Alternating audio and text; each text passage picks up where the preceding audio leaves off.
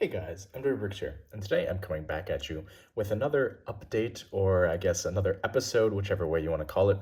Maybe we can call it another update episode on the Battle of Gettysburg, American Civil War MOC. So this, of course, I believe is part 6 or 7. Hopefully I got that right. As you guys know from the previous MOC series that I have kind of put on the back burner, the Vietnam War MOC series, I oftentimes forget which number we're exactly on. So go ahead and correct me in the comments below. Now, one thing that I'd like to point out is that last week I did say that I planned to continue making this MOC, kind of what you see in front of you, to be based on Pickett's charge or quite possibly a different area. I kind of said that was up in the air, and I think that I'm going to be switching away from Pickett's charge simply due to the fact that Pickett's charge was over a very flat landscape, and I feel like the land would be a little bit boring to look at if I focused on that. So I thought that maybe, as I said previously, I would focus kind of on the action that revolved around Sickles' Corps, which I believe was on the far left flank of Meade's army, of course, the Army of the Potomac during the battles of Gettysburg. So I think that that could be an interesting thing because there's a lot of interesting places on that left flank, like Devil's Den, Little Round Top, the Peach Orchard, a lot of wheat fields. There's just a lot of things that I think have a lot of potential in terms of making good landscape. And I think that might look better than just a flat field and a low stone wall like I was making previously for Pickett's charge. But as you can see in front of you, once again, as I think as has happened in all of the other episodes, I have changed the positioning of the Union soldiers. So essentially, if you want to see or if you can name what these figures are doing in terms of tactics, I'd be very impressed. But for those of you that don't know, essentially what they're doing is something called refusing a flank. So during the Civil War, it was very important to protect your flanks. If I can get my camera to sit down appropriately. It was very appropriate and important to protect your flanks at all costs, because if your flank was turned, you could very easily lose the battle, your men could lose morale quickly, and you could very quickly build up a lot of casualties. But so as you can see, what I have here are my figures lined up in pretty much a straight line down the middle of the line, but then you see them curve towards their left flank or our right side. So essentially what they're doing there is refusing the left flank of their formation. And so what that likely means is that I'm going to place some more Southern soldiers here. As you can see, I just have some placeholder guy kind of hanging out here as I fling his firearm off of his hand.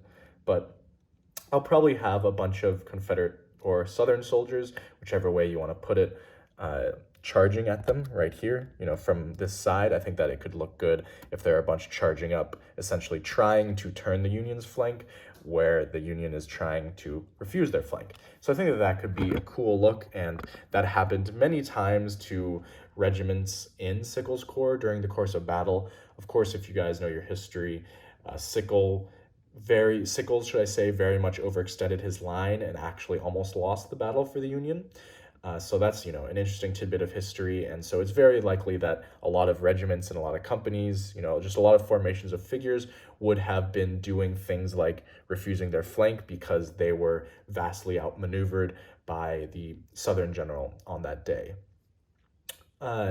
So that's all I have about troop positioning. Something else that I was considering adding was, I think it's pretty obvious, but on the left here I have a little destroyed cannon or artillery piece. I think that it would be cool if maybe I extend this fence a little bit further here, as you can see, and add another destroyed artillery piece, kind of resembling, the heat of battle and kind of what's been going on. I feel like that could look cool. And oftentimes these artillery pieces were attached directly to infantry units, so it wouldn't be unlikely to see, two pieces attached to a regiment or something like that I'm trying to represent. I guess in terms of pure building, if I pick up the camera, what you guys can see is I have finished the majority of the land in front of the green kind of hill that I'm trying to create. And then I also added more filler brick in the back there, as you can see. Essentially, this hill is going to roll up to this height. I think it's about 8 studs. Actually, no, that's definitely completely wrong. I think it's about 6 studs, and then it's going to level out essentially. I felt like that would look best and would look the most natural, while also introducing some sloping in terms of landscaping to the design of the MOC. I felt like that was important. So I'm very excited to see where that goes kind of in the future in terms of how that will look in design. Now, as I said in the past, in this MOC specifically, I tried to use a lot more tiles, as you can see in front of you, and jumper plates as opposed to strictly plates and, pieces with a lot of studs. I felt like maybe changing that up and doing a lot of stuff that had smooth surfaces might give off a more, I don't know, like clean look, or almost make it look like the ground was smooth or it was muddy. I still haven't decided whether I think that studs or flat pieces make the ground look more muddy. I think that it's almost like a personal preference between the two options. I don't know entirely which one I would choose, though. As I said, I think that both of them can bring out aspects of mud. I think the smoothness kind of brings out the idea that mud can be very sloshy and kind of you can sink into it. And the studs, I think, bring out kind of more of the texture of the mud. But other than that, I don't really have a ton else to add to this. I think that there's a lot of cool ideas that I've been developing.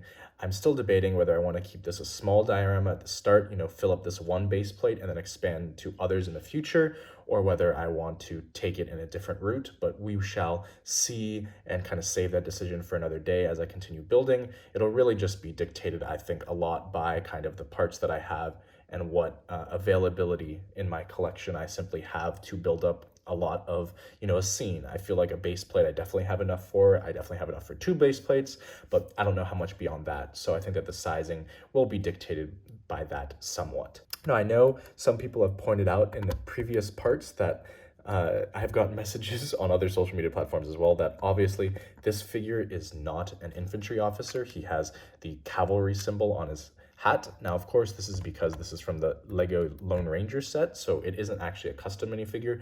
There aren't any custom Civil War officers on the market at the moment, so that's why I'm using it. I'm very hopeful that some companies will produce them in the future. I'm crossing my fingers on that, but we shall see.